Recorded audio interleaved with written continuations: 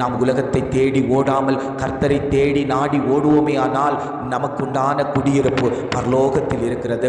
தேவனை அண்டிக் கொள்கிறவர்கள் பாக்கியவான்கள் என்று வேதம் சொல்லுகிறது. நமக்குள்ளாடி ஒரு மனமாற்றம் காணப்பட வேண்டும். என் தாய் பாவத்தில் கற்பம் தரித்தாள் என்று வேதம் சொல்லுகிறது. அப்படி என்றால் நாம் பாவத்திலே பிறந்து வளர்ந்தோம் என்று வேதம் சொல்லுகிறது. நாம் பாவத்தை விட்டு அகல வேண்டும் என்றால் நம்முடைய மனம் ஒரு மாற்றம் அடைய வேண்டும். மனமாற்றம் நம்மிடையே காணப்படுமேயானால் நாம் பரிசுத்தமாக்கப்படுவோம். தெய்வீக வாஞ்சை, தெய்வீக தரிசனம் நம் இருதயத்துக்குள் தோன்றும். தேவன் நமக்கு தருவார். அப்படி அவர் நமக்கு தரும்போது நம்முடைய பாவ காரியங்கள் நம்மை விட்டு அகலும். நாம் பரலோக வீட்டிலே போய் சேருவோம். ஜெபிக்கலாமா? அன்பின் பரலோக பிதாவே, இந்த காலை பொழுதுக்காக நாங்கள் உம்மை துதிக்கிறோம், ஸ்தோத்தரிக்கிறோம் ஆண்டவரே. அப்பா, நீங்கள் நல்ல வார்த்தை தந்தீங்க ஆண்டவரே. மனம் திரும்புங்கள், பரலோக ராஜ்யம் சமீபித்திருக்கிறது என்று தேவன் சொன்னீங்களே ஆண்டவரே. அப்பா, அந்த பரலோக ராஜ்யத்துக்குள் வர ஆண்டவரே யாரெல்லாம் மனம் திரும்பாமல் இருக்கிறார்களோ